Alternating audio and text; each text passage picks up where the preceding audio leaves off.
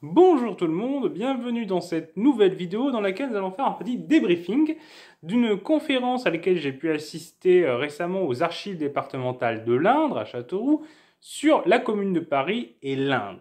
C'était donc un historien qui présentait ses travaux sur le sujet, travaux qu'il avait effectués à partir des archives en question qui se trouvent aux archives départementales de l'Indre. Il avait beaucoup étudié cela. Et donc, on va faire un petit résumé de ce qu'il disait dans cette conférence. La conférence durait 1h30, cette vidéo ne durera pas 1h30 du tout. Mais c'est à partir de mes notes, on va voir un peu ce sujet qui peut être intéressant pour les gens qui s'intéressent à l'histoire de la commune ou à l'histoire locale de l'Indre. Déjà un peu de contexte. L'Indre, c'est dans le Berry. C'est un espace étendu, rural, avec beaucoup de forêts, qui a été séparé en deux départements au moment de la Révolution française, le Cher et l'Indre, l'Indre étant la partie la plus rurale des deux. Ainsi, Châteauroux alors c'est seulement 17 000 habitants, à côté le Creusot par exemple c'est 24 000 habitants. C'est un département qui a une population moyenne de 40 habitants par kilomètre carré contre 70 en moyenne dans le pays, et qui, en dehors de Châteauroux, a peu de villes importantes. Il y a Issoudun, Le Blanc, mais ça reste des villes modestes à cette époque. Et c'est encore des villes modestes aujourd'hui. C'est un département qui a beaucoup de retard au niveau de l'industrialisation, faible alphabétisation également. C'est le 84e département au niveau national au taux d'alphabétisation. Il y a même des personnes qui ont des mandats, des conseillers municipaux par exemple, qui ne savent pas signer. Donc ça montre bien le retard d'alphabétisation qu'on trouve dans le département durant ce 19e siècle. On y trouve, du fait du retard industriel, peu de ouvriers. Les ouvriers qu'on trouve sont quasiment que des ouvriers agricoles pauvres. On trouve également des vignerons, pas mal. Globalement aussi des petits agriculteurs qui exploitent leur petite terre, souvent pauvres et souvent obligés de faire de la pluriactivité, avec par exemple une activité artisanale à côté de leur travail d'agriculteur qui ne leur suffit pas à les faire vivre. On trouve également des maçons, surtout dans le sud du département, et il y a quand même un certain nombre de personnes qui sont migrants. Soit migrants entre différents départements, par exemple de la Creuse, mais également, il y a des Italiens, des Espagnols. On est à une époque où dans le monde ouvrier, donc là c'est pour surtout les ouvriers agricoles du coup, mais dans le monde ouvrier en Europe, c'est fréquent de se déplacer beaucoup. Et localement, ce qui domine l'élite, c'est des gros propriétaires terriens, que ce soit des anciens nobles ou de la grande bourgeoisie. Et c'est eux qui vont dominer la vie politique qui ne se fait alors pas encore par élection, c'est qu'après 1870 que les élections vont vraiment se développer. Mais les maires sont nommés à ce moment-là par le pouvoir, mais ils sont nommés parmi cette élite-là. Et on peut être nommé élu, enfin du coup, pas élu, mais on peut être nommé à des postes dans plusieurs communes à la fois. On a également une forte influence de l'église, il y a des monastères importants, des couvents importants, donc c'est un territoire rural catholique. C'est également un territoire assez enclavé, avec des chemins en mauvais état, donc avec moins de contact avec d'autres territoires, si ce n'est les migrants qui passent en allant vers Paris ou qui restent sur place.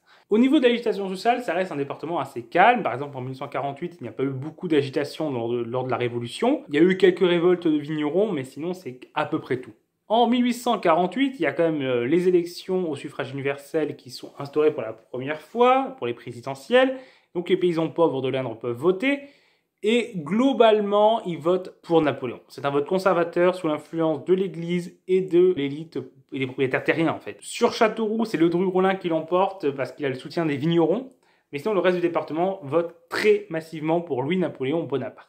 Et globalement, il n'y aura pas une forte résistance dans le département au coup d'État, un peu d'agitation, mais ça reste limité. Les plébiscites par la suite seront largement approuvés dans l'Indre, et pour vous donner une idée, en 1852, il n'y a que 20 républicains arrêtés dans le département pour une activité anti-impériale. À partir de 1850, deuxième partie du XIXe siècle, il y a quand même un début de développement de manufactures. Par exemple, la manufacture de Balzan, qui est une manufacture de tisserand, mais pas un endroit où va se développer un fort syndicalisme, une forte activité sociale, parce que voilà, c'est une entreprise qui pratique le paternalisme, c'est un patron chrétien, voilà, il essaye de bien traiter ses ouvriers, mais d'organiser un peu tout ce qui est leur loisir et tout, et de bien cadrer tout ça. Quant aux campagnes, elles restent acquises à l'Empire pour deux raisons. Déjà, l'Empire prend quelques mesures en leur faveur, mais également parce que, troisième raison, c'est que l'élite propriétaire terrienne domine politiquement ces paysans et est favorable à l'Empire, et parce que les paysans, troisième raison, sont attachés à la paix. Et l'Empire mène une politique de paix. Donc, il est populaire. Néanmoins, à la fin de l'Empire, l'agitation dans tout le pays se développe, l'agitation républicaine se renforce, l'Empire est obligé de prendre des mesures libérales. On a en 1866 la première internationale qui est créée, donc il y a une agitation sociale qui se renforce. Et dans l'Indre, ça bouge aussi un peu. Et c'est surtout accentué par des mauvaises récoltes qui créent un mécontentement dans le milieu paysan. Ce qui n'empêche pas 90% de oui au plébiscite de 1870, grâce toujours au soutien des élites rurales, mais c'est un soutien qui est modéré. Ils soutiennent pour l'instant l'Empire, mais pas de manière indéfectible. Quant aux villes et le sud du département, c'est là qu'on trouve le plus d'opposition. Et du coup, après, il y a la défaite de 1870, où cette élite rurale va lâcher l'Empire, Et les paysans vont aussi lâcher l'Empire parce que, 1870, l'Empire déclare une guerre dont les paysans ne voulaient pas. Les paysans étaient attachés à la paix. Donc, ils vont lâcher l'Empire à ce moment-là. Et donc, on a à ce moment-là, par exemple, des républicains qui commencent à être élus dans différents conseils municipaux. Par exemple, Issoudun, qui va être un peu de sorte de bastion républicain au niveau de l'Indre. On a des élus aussi plus issus des classes populaires et moins des élites. Si voilà, ça, les élites continuent de dominer. Le 4 septembre, on a une manifestation à Châteauroux en faveur de la République. À Issoudun, la République est proclamée. Et pour sortir un peu de l'Indre, on a à Vierzon également une autoproclamation de la République. Du coup, sans attendre la proclamation nationale de la République à Paris. La guerre continue par la suite, l'Indre est assez épargné, le territoire de l'Indre n'est pas occupé, même si l'armée allemande n'est pas très loin, et que des gardes mobiles sont mobilisés, y compris dans la population de l'Indre, et eux sont envoyés au combat. On a le développement des commissions municipales, qui est une sorte de démocratisation de la vie locale, qui vont remplacer les élus d'Empire, enfin les nommer du coup, et qui vont défendre l'idée d'une autonomie municipale, donc l'idée plutôt voilà, de fédéraliste, c'est que chaque commune ait une grande autonomie, ce qui va être une des revendications de la commune de Paris. On a également la question de l'instruction, avec l'idée de la laïcisation qui se développe, y compris parmi des élus plutôt conservateurs. Donc on voit que c'est cette idée-là qui va être par la suite mise en place par Ferry, mais qui commence à s'imposer même à la campagne. Ensuite viennent les élections de février 1871. C'est les élections qui sont organisées pour élire une assemblée dont le rôle est de négocier la paix avec soit de décider de qu'est-ce qu'on fait par rapport à l'Allemagne, est-ce qu'on négocie la paix ou est-ce qu'on poursuit la guerre. Et globalement, là, à cette occasion, les monarchistes font campagne sur la question de la paix et l'emportent. Et dans l'Indre, c'est logique, vu que c'est des paysans qui étaient pour l'Empire parce qu'ils faisaient la paix, qui ont lâché l'Empire parce qu'il a fait la guerre, ils soutiennent ces royalistes. Ainsi, sur 5 députés, il y a 4 royalistes élus. Un seul républicain est élu, c'est Jean Dufour, qui est élu à Issoudun. Parmi les élus, il y a également Balzan, qui est donc élu plutôt d'un tendance monarchiste, mais lui, c'est un monarchiste plutôt modéré, qui est prêt à travailler avec des républicains, ce qui fera à Châteauroux régulièrement dans son mandat de maire. C'est alors que la Commune de Paris se développe. Elle arrive le 18 mars, même si avant déjà l'idée de commune commençait à germer, avec à la fois des revendications sociales, l'opposition aux royalistes qui ont été élus, la peur de la fin de la République, le fait que Paris n'est plus une capitale au profit de Versailles, ça aussi ça passe mal, et l'envie d'une liberté communale. Donc il y a tous ces différents aspects qui se développent, donc voilà, je ne vais pas développer sur la Commune de Paris en tant que telle, puisque là c'est la question de l'Indre par rapport à la Commune de Paris, mais elle arrive à ce moment-là, on trouve, là-bas, il y a des gens de l'Indre. Il y a 400 personnes qui sont nées dans l'Indre, qui habitent en Paris à ce moment-là, et qui vont participer à la commune à ce moment-là, mais assez peu vont être dans les cadres. On trouve Gabriel Ranvier du Cher, qui va être dans les cadres de cette commune, des meneurs. Quelques autres du Cher vont avoir des rôles importants. Et du coup, il y a plus de gens du Cher qui vont s'investir et s'impliquer intensément dans cette commune de Paris que de gens de l'Indre. Donc on voit aussi une différence à ce niveau-là. Mais il y en a quand même 400 qui y sont. Dans l'Indre même, la commune va être globalement peu populaire, déjà parce qu'il y a peu d'informations venant vraiment de la commune et qui donnent des vraies informations. C'est surtout la propagande des Versaillais qui est une propagande anticommunarde. Les préfets ont des informations un peu plus exactes sur ce qui se passe, mais qui forcément ne vont pas les faire passer à la population. Ainsi, dans l'Indre, il n'y a pas de commune qui se lance, alors qu'il y a des communes locales dans différents endroits, il y a Narbonne, il y a le Creusot, il y a Limoges, il y a Lyon, etc. Il n'y en a pas dans l'Indre.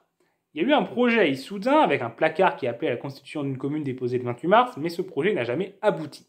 Le 20 mars, la préfecture de l'Indre émet un message pour dénoncer ce qui se passe à Paris, appelant à respecter l'Assemblée élue. Elle demande aux conseils municipaux et les pousse à apporter leur soutien au gouvernement de Versailles, de faire des déclarations pour dénoncer la commune.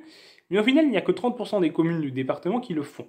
Ça ne veut pas dire que les 70% autres soutiennent la commune de Paris, mais refusent de s'engager. C'est par exemple le cas à Châteauroux, où Balzan, globalement, ne veut pas diviser, il sait que ça ne fait pas consensus au sein de sa majorité, donc il dit la question est débattue, mais lui il ne prend pas position, et au final la commune de Châteauroux dit, enfin la mairie de Châteauroux, la municipalité de Châteauroux dit, c'est pas notre sort, on n'a pas à s'engager sur ces questions-là, donc voilà. À Issoudun, ça va encore plus loin, Issoudun refuse même d'examiner une telle proposition, de faire une déclaration de soutien au gouvernement de Versailles face à la commune. Et d'autres communes le font, par exemple Leblanc. On voit également que dans certaines de ces adresses de soutien à Versailles sont signées uniquement du maire et pas du reste du conseil municipal, et qu'elles ont probablement été mises sans réunion du conseil municipal, sans vote. On a également une adresse émise par des habitants de l'Indre, mais on ne peut pas identifier qui sont vraiment ces habitants de l'Indre qui ont pris position, et ils dénoncent la commune, l'accusant d'être criminel et d'être contre le suffrage universel. Le préfet de l'Indre, de son côté, va rester un fidèle au gouvernement, le préfet du Blanc est même un légitimiste, donc lui va être à fond derrière le gouvernement et anti-communard à fond. Le préfet de l'Indre, on sait qu'il s'est inquiété quelques fois, parce que la commune, quand elle prend par exemple des mesures qui sont prend aux propriétaires, Il appelle à être vigilant, à surveiller les étrangers, à surveiller éventuellement la venue d'émissaires venus de Paris pour essayer de convaincre la province de se joindre à la commune. On sait également qu'il a demandé à surveiller tout ce qui est aéronefs et ballons qui auraient pu transporter des messages, parce qu'il semblerait qu'un message de propagande de la commune soit à un moment arrivé dans l'Indre. Ensuite, dans l'Indre, il y a donc, le 30 avril 1871, il y a des élections municipales, et dans l'Indre, elles donnent plutôt des succès aux Républicains. Enfin, des élections pour les villes de moins de 20 000 habitants, donc dans l'Indre, tout le monde est concerné. Alors globalement, c'est une stabilité politique, mais les Républicains sont quand même un peu renforcés. À Issoudun, ils remportent des larges victoires. À Châteauroux, Balzan est réélu avec les Républicains qui étaient proches de lui, des Républicains modérés, mais qui sont élus. À la Charte aussi, on a un Républicain modéré qui est élu. Et on observe que les élus qui ont refusé de voter l'adresse sont réélus. Donc la population n'est pas à dénoncer non plus la commune de manière très active. Et il y a eu un autre placard pro-communard le 5 avril à Issoudun, mais qui n'a pas abouti non plus à des actions concrètes. Ensuite, il a donc parlé d'un peu des natifs de l'Indre, en regardant un peu d'où ils venaient. Ils venaient essentiellement des villes. Les 400 Indriens qui étaient participants à la commune de Paris, c'était des gens qui venaient soit des grandes villes, soit du sud du département, où il y a beaucoup de maçons, en fait. C'est ces maçons-là qui ont été beaucoup à participer à la commune. Par exemple, il y en a 43 sur le canton des Guzons de personnes, et dont 30 qui sont des maçons. Dans les Indriens à avoir été à la commune, on a Pierre-Philippe Lebeau, qui vient de Châteauroux, qui va être fait prisonnier pendant la semaine sanglante. D'ailleurs, je vous invite à aller voir notre vidéo sur la semaine sanglante, il y aura le lien quelque part. Il est condamné à la déportation et va réussir à s'évader de son bateau. Et il va aller en Nouvelle-Calédonie, il arrive à s'évader alors qu'il est près des côtes brésiliennes. Il va rejoindre le Brésil et vivre quelques années dans une tribu indigène. Puis il va rejoindre l'Angleterre, puis à nouveau ça va pouvoir s'installer en France, une fois les anciens communards amnistiés. Et il va mourir en 1911. On a également Louis Delorme, qui est un officier de Vincennes, fusillé le 29 mai. Vincennes, donc c'est le dernier fort des communards qui est tombé. On leur avait promis de ne pas être fusillé s'ils se rendaient. La promesse n'a pas été tenue. Et lui, donc, il venait d'Issoudun. On a également quelques volontaires venant de l'Indre qui vont participer à la répression de la commune, mais très peu nombreux. On retrouve par exemple 4 personnes venant d'Issoudun, dont un noble. Mais voilà, ça reste quand même peu de monde. Par exemple, à côté, il y avait 12 personnes d'Issoudun, natifs d'Issoudun, qui étaient communards, et 30 de Châteauroux. On a également une organisation de natifs de province qui s'organise pour essayer de faire des liens avec la province, justement. Et on sait qu'il y a un Indrien qui participe à sa fondation. Mais cette commission ne va jamais être très active et jamais très efficace. Comme tout ce qui va être en fait la communication de la Commune de Paris, qui va tenter de se faire, d'élaborer un programme autour de la ruralité, de l'agriculture, pour tenter de rallier la province. Mais ça ne va jamais être assez développé et assez mis en avant, et ils n'arriveront pas assez à le communiquer en fait, à la province, parce qu'il y a des tentatives d'envoyer des messages, mais la plupart du temps, ces tracts-là sont interceptés par les Versaillais, brûlés. Donc, les messages ne passent pas, et le lien entre la province et dont l'Indre, avec la Commune de Paris, va très mal se faire. Voilà, c'est, je crois, terminé pour... Ouais, c'est ça, il y a eu un appel à la fraternisation qui est arrivé à Issoudun, c'est ce que je vous avais parlé tout à l'heure. Et globalement, la province veut la paix. Elle veut la paix, elle veut la paix à l'extérieur, elle veut la paix intérieure. La Commune de Paris qui veut poursuivre la guerre avec l'Allemagne, ça leur plaît pas. La Commune de Paris qui est une forme de guerre civile, ça ne leur plaît pas du tout. Donc ça explique aussi le manque de soutien à la Commune de Paris. Voilà, donc c'est terminé pour cette vidéo qui a fait un débriefing. Il faudra voir s'il est possible d'avoir l'accès à l'entièreté de la conférence sur le site des archives. Je crois qu'il y avait quelqu'un qui filmait. Donc je ne sais pas si ça va être mis en ligne, il faudra voir ça. Si c'est le cas, si je le trouve quand je sors cette vidéo, je vous mettrai le lien dans la description, histoire que vous puissiez aller voir la conférence en entier. Et si vous n'avez pas 1h30, 1h40 devant vous, vous avez ce petit résumé d'un quart d'heure. C'est terminé, du coup, j'espère que ça vous a intéressé. Si c'est le cas, n'hésitez pas à partager cette vidéo, à l'envoyer à tous vos contacts qui sont de l'Indre, ou à tous vos contacts qui s'intéressent à la Commune de Paris. Vous pouvez également commenter pour dire ce que vous avez pensé, mettre un pouce bleu si vous l'avez aimé, et vous abonner pour ne pas rater nos prochaines vidéos. Au revoir tout le monde!